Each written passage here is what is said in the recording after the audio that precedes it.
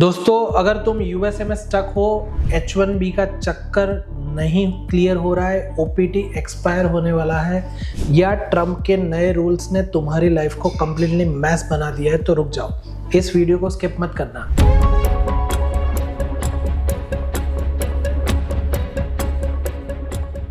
क्योंकि जो मैं अभी यहाँ पे बताने वाला हूँ वो तुम्हारी पूरी लाइफ डायरेक्शन को चेंज कर सकता है, और इसको पूरा एंड तक देखना, बिकॉज 90% लोगों को ये हकीकत के बारे में पता ही नहीं होता है। बी ऑनेस्ट विथ मी, कितने लोग अभी यूएसए में मेंटली, इमोशनली और फाइनेंशियली स्टक है, और H1B लॉटरी नहीं निकली है, एक्सटेंशन का भरोसा नहीं है, ओपीटी खत्म हो रहा है, ग्रीन कार्ड का जो वेट टाइम है वो 10 से 15 साल हो गया है, ऊपर से पॉलिसीज चेंज हो रही है, अनसर्टेनिटी पिक के ऊपर है, हर सुबह ट्रम्प अंकल कुछ ना कुछ नया लेके आते हैं।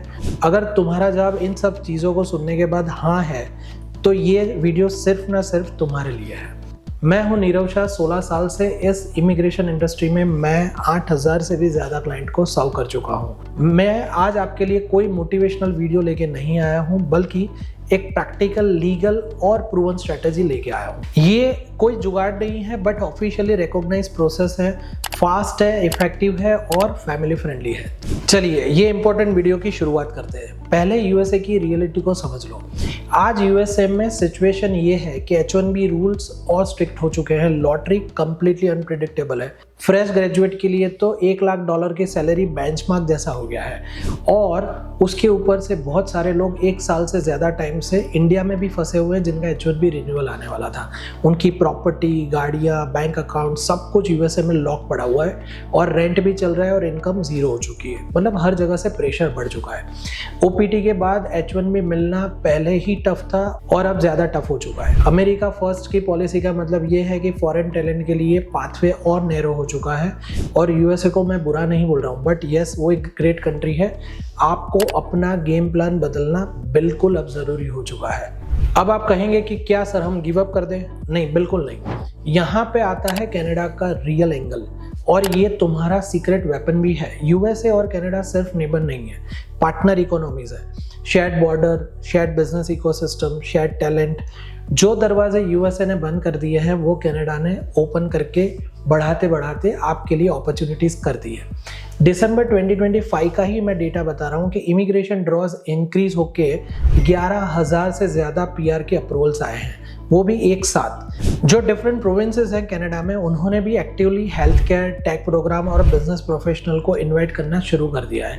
और सबसे इंटरेस्टिंग बात, कनाडा से यूएसए जाना वो यूएसए से अंदर रह के स्ट्रगल करने से भी ज़्यादा ईजी है, अगर आपके पास सही स्ट्रेटेजी और नॉलेज हो तो। अगर तुम स्टूडेंट हो और यूएसए का बजट आपके लिए अफोर्ड कर पाना मुश्किल है, तो कनाडा का मास्टर रूट बहुत ही ईजी है।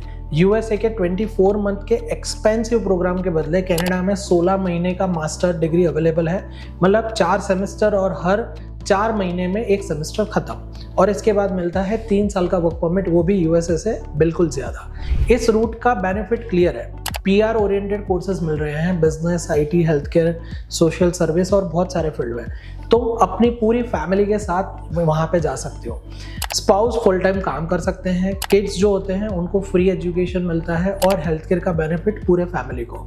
और कॉस्ट को कंपेयर करो, यूएसए में $50,000 से $80,000 के सामने कनाडा में 20 से 30,000, तो ये सब बिल्कुल क्लियर है। अच्छा, और एक केस देखते हैं कि अगर तुम्हारा यूएसए में एक बार वीज़ा रिजेक्ट हो चुका है, कनाडा में फ्रेश एप्लीकेशन लगा सकते हो। यहाँ पे H1B जैसा लॉटरी सिस्टम नहीं होता है, क्लियर पाथवे होता है। रिसेंटली PGWP एलिजिबल प्रोग्राम की जो लिस्ट है वो भी एक्सपांड हो चुकी है, जो पहले रिस्ट्रिक्ट होने वाली थी जनवरी मंथ से, 2026 से, बट वो भी उन्होंने पोस्टपोन करके उसको बड़ा कर दिया है, तो अपॉर्चुनिटी लिटरली डबल हो चुकी है।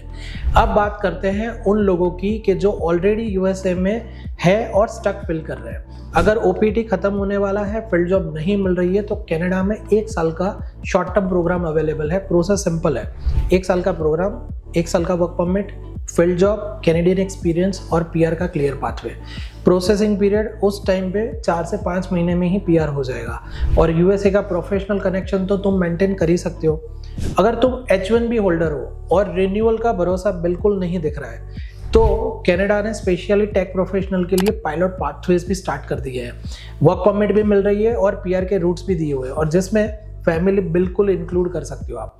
तो अगर तुम हेल्थ केयर फील्ड से हो, नर्सेज, डॉक्टर, अलाइड हेल्थ, तो फिर डायरेक्ट पीआर का भी ऑप्शन कनाडा ने दिया है, जिसके ड्रॉ हर 2 महीने में एक बार हो रहा है। तो अगर जो लोग ग्रीन कार्ड के लिए 10-15 साल से वेट कर रहे हैं, उनके लिए भी ब्रूटल ट्रूथ ये है कि कनाडा के रूट से तुम सेम गोल 5 साल में भी अचीव कर सकते हो। पहले कनाडा का पीआर ले लो 3 साल में, उसके बाद उसकी सिटीजनशिप ले लो और फिर यूएसए में बिजनेस वीज़ा या तो डिफरेंट प्रोग्राम से आराम से मूव हो सकते हो। यूएस ने कैनेडियन सिटीजन्स के लिए डिफरेंट एक्सक्लूसिव प्रोग्राम्स रखे हुए हैं, जिससे आप यूएस में मूव हो सकते हो। अगर तुम यूएसए से फ्रस्ट्रेट होके इंडिया वापस आ गए हो, तब भी गेम ओवर नहीं हुआ है। तुम अपनी यूएसए एजुकेशन और एक्सपीरियंस के बेसिस पे इंडिया से ही कनाडा का डायरेक्ट पीआर अप्लाई कर सकती हो, specially tech, health care, engineering और बिजनेस प्रोफाइल के लिए। उसमें आईएलटीएस प्लस फ्रेंच भी देना पड़ता है कॉमन कैटेगरीज के लिए, और अगर वो आपको सही नहीं बैठ रहा है कहीं ना कहीं, तो 8 से 12 महीने का शॉर्ट टर्म प्रोग्राम भी कनाडा में लेके जा सकती हो और वही गेम पूरा रिवाइज हो सकता है। और एक सीक्रेट वेपन है जो हर तरीके से काम कर रहा है, वो है फ्रेंच लैंग्वेज। अगर तुम बेसिक फ्रेंच भी सीख लेते हो तो पीआर के चांसेस ड्रामेटिकली कनाडा में बढ़ जाते हैं। अलग अलग ड्रॉज होते हैं, लोअर कट ऑफ्स आ रहे हैं, इवन एवरेज प्रोफाइल जिसमें बंदा 12th पास भी है और कुछ साल का एक्सपीरियंस है, वो भी पीआर की जो पूरी सिस्टम है उसको क्रैक कर रहा है, अगर उसने फ्रेंच पढ़ के रखा है तो फ्रेंच लैंग्वेज सीखना टफ नहीं है, बट उसके लिए आपको लैंग्वेज सीखने के बाद उसकी एग्जाम देनी पड़ती है। अच्छा, अब अल्टीमेट मास्टर प्लान सुन लो। कनाडा का पीआर लो, वहाँ पे सेटल हो जाओ, जॉब करो, नेटवर्क बनाओ, 3 साल में सिटीजनशिप को अप्लाई करो और फिर यूएसए के लिए स्पेशल कैटेगरीज जो ओपन हो रही है उसमें टीएन वीज़ा है, E2 इन्वेस्टर वीज़ा है, जिसमें कोई भी लॉटरी सिस्टम नहीं है, कोई अननेसेसरी स्ट्रेस नहीं है। कैनेडियन पासपोर्ट के साथ ग्लोबल मोबिलिटी प्रोग्राम के साथ वहां पे शिफ्ट हो जाओ। अच्छा, और एक बेनिफिट भी सुन लो कि जो रीसेंट अपडेट के द्वारा आई है, वो है मास्टर डिग्री के लिए पाल लेटर, प्रोविजनल अटेस्टेशन की रिक्वायरमेंट जो थी वो कनाडा ने रिमूव कर दी है, और उसमें स्टडी परमिट को लेके भी कोई कैप नहीं है। 11,000 से ज़्यादा रीसेंट अप्रूवल कनाडा के आए हुए हैं, जो डिफरेंट कैटेगरीज में 16 महीने से स्टूडेंट और प्रोफेशनल तक थे, उनका सिलेक्शन आ चुका है। फ्रेंच कैटेगरी के जो ड्रॉ आ रहे हैं वो तो सबसे लोएस्ट आ रहे हैं, और हेल्थ केयर के जो ड्रॉ आ रहे हैं वो भी बहुत कम सीआरएस पे आ रहे हैं। मतलब कनाडा ने डोर्स ओपन करना शुरू कर दिया है जब यूएसए उसको स्लो कर रहा है, मतलब यूएसए अपने डोर्स को स्लो कर चुका है। अब कॉमन डाउट क्लियर कर देते हैं। हाँ, कनाडा थोड़ा कोल्ड है, बट 10 साल के ग्रीन कार्ड के वेट से ज़्यादा तो बेटर ही है। जॉब कम नहीं है, स्पेशली टेक और हेल्थ केयर में। सो अगर आपका यूएसए ही फाइनल गोल है तो कैनेडियन सिटीजन बन के जाना ज़्यादा ईजी है, कॉस्ट ज़्यादा नहीं है, एक्चुअली उल्टा चीपर है। लैंग्वेज बैरियर भी नहीं है, इंग्लिश स्पीकिंग प्रोविंस में हर तरह की जॉब और करियर ऑप्शंस और स्टडी ऑप्शन अवेलेबल है। अब एक्शन प्लान सिंपल है। स्टूडेंट हो, नेक्स्ट इनटेक के लिए अभी से प्लानिंग करो। ओपीटी पे हो और एक्सपायरी डेट देख के कनाडा के ऑप्शन को एक्सप्लोर करो। H1B होल्डर हो तो पायलट प्रोग्राम और पीआर पाथवेज को इवेल्यूएट करो। इंडिया वापस आ चुके हो तो अपनी एलिजिबिलिटी को असेस करो और फ्रेंड्स को सीरियसली कंसिडर करो। मैं इस बात से पूरा अवेयर हूँ कि यूएसए ही आपका ड्रीम कंट्री है, बट लेकिन लाइफ में फ्लेक्सिबल और स्मार्ट रहना पड़ता है। कनाडा कोई प्लान बी नहीं है, ये मास्टर प्लान ए ही है। 16 साल के एक्सपीरियंस के साथ मैं ये कह सकता हूँ, जो लोग लॉन्ग टर्म सोचते हैं वही जीतते हैं। डिस्क्रिप्शन में मैंने एक फॉर्म की लिंक रखी है जो बिल्कुल फ्री कंसल्टेशन बुक करने के लिए आपको काफ़ी यूज़फुल होगी। मेरी टीम पर्सनली आपसे कनेक्ट करेगी, तुम्हारा जो प्रोफाइल होगा उसको सही से समझेगी, रोड मैप बनाएगी। तो लेट मत करो, क्योंकि इमिग्रेशन में अपॉर्चुनिटीज़ हर बार आपके लिए वेट नहीं करती है। अगर आपको वीडियो हेल्पफुल लगा है तो इसको लाइक करो। यूएसए में स्टक जो दोस्त हैं आपके, उनके साथ इसको शेयर करो और हमारी चैनल को सब्सक्राइब करो। और याद रखो, don't just go abroad, build your life there. Canada calling है, रेडी हो जाओ।